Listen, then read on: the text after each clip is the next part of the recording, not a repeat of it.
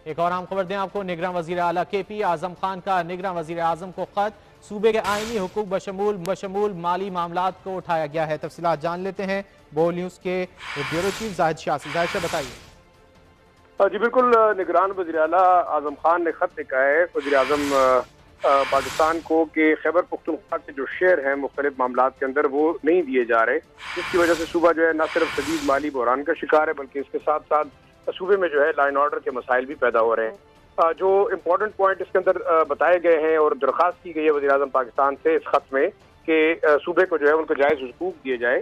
फाटा के सूबे में इंतजाम के बाद तकरीबन 19.6% जो है वो शेयर बनता है खैबर पख्तूनख्वा का, लेकिन इस वक्त जो है सिर्फ 14.6% जो है वो मिल रहा है, जिसकी वजह से काफी ज्यादा जो है मसाइल हैं। 139 अरब रुपए जो है वो कम दिए जा रहे हैं सूबे को, जिसकी वजह से काफी मामला जो है वो सूबे के चलाने मुश्किल होते जा रहे हैं। दूसरा जो अहम नुकता उठाया गया है वो है AGN काजी फार्मूला के मुताबिक 2016 से अब तक सूबे के 1500 अरब रुपए जो है वो वफाक के जिम्मे वाजिब अदा हैं, जो कि नहीं अदा किए जा रहे, जिसकी वजह से काफी ज्यादा जो है वो सूबे को मसाइल का सामना है।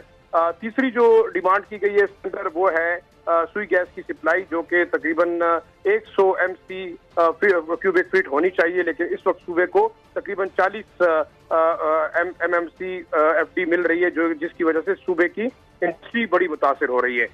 जो अहम नुकता है वो है सूबे में बिजली की पैदावार का। तकरीबन जो स्मॉल प्रोजेक्ट्स हैं पीडो के, उसके जरिए 165 मेगावाट बिजली जो है पैदा की जा रही है सूबे की जानिब से, और अगर ये बिजली खैबर पख्तूनख्वा की सनतों को दी जाए तो यहाँ पे एक बड़ी हद तक जो सनतें हैं वो चल सकती हैं।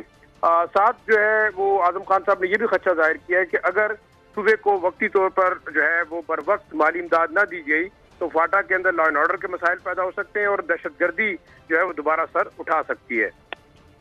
बहुत शुक्रिया जाहिद शाह इन तफसीलात के लिए।